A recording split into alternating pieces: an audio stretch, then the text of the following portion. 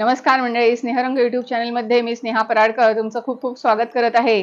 तुम्हाला कळलंच असेल काय निमित्त असेल तर आता तोंडावर आपली महाशिवरात्र आलेली आहे आणि आपला महिला वर्ग नक्की शोधत असतो की काय नवीन रेसिपी आपल्याला करता येईल। तर मी आधी पण दाखवलेली एक कोकणातली प्रसिद्ध आहे आणि मालवणी पद्धतीमध्ये तर आम्ही मुगाची सोजी करतो, मुगाच्या डाळीची करतो। ॲक्च्युअली ती मुगाची असते पण ती भरड वगैरे काढणं शक्य नसतं म्हणून शॉर्टकट मारायचा असतो।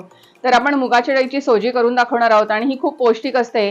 बरं, जिथे कोणी खात नसतील मुगाच्या डाळीचं तर त्यांनी तो विचारच करू नये। इतर वेळेला उपवासा व्यतिरिक्त तर ती सोजी करून खाल्ली तरी चालेल, पण जे खात असतील ज्यांना माहीत असेल तर त्यांनी नक्कीच ही करावी आणि खूप पौष्टिक आहे। तर आपण मुगाच्या डाळीची सोजी करून दाखवणार आहोत। फक्त अर्धा चमचा आपण तूप घालणार आहोत, साजूक तूप आहे।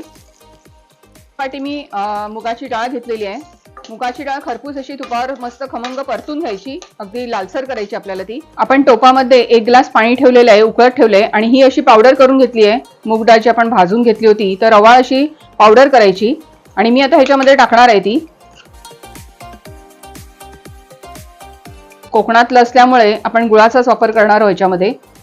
गोड कमी जास्त जसं हवं असेल आणि व्यवस्थित शिजवून घ्यायचे आपल्याला। आपली मुगाच्या डाळीची सोजी झालेली आहे। शेवटी आपण खोबरं घालणार आहोत, ओला नारळ जो असतो तो। तर आपली सोजी झालेली आहे मुगाच्या डाळीची, अतिशय पौष्टिक आणि उपवासासाठी तर खूपच उपयुक्त आहे। नक्की करून बघा ही रेसिपी।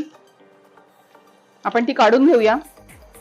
मुगाच्या डाळीची सोजी अगदी कोकणातली पारंपरिक अशी तुम्हाला दाखवलेली आहे। यंदाच्या महाशिवरात्रीसाठी नक्कीच करून बघा आणि खूप छान आहे रेसिपी। इतर वेळेला समजा जर कोणी मुगाची डाळ खात नसेल तर इतर वेळेला जरी करून बघितलीत तर नक्कीच आवडेल तुम्हाला। तर रेसिपी आवडली तर नक्कीच लाईक करा, शेअर करा आणि सबस्क्राईब करा। धन्यवाद।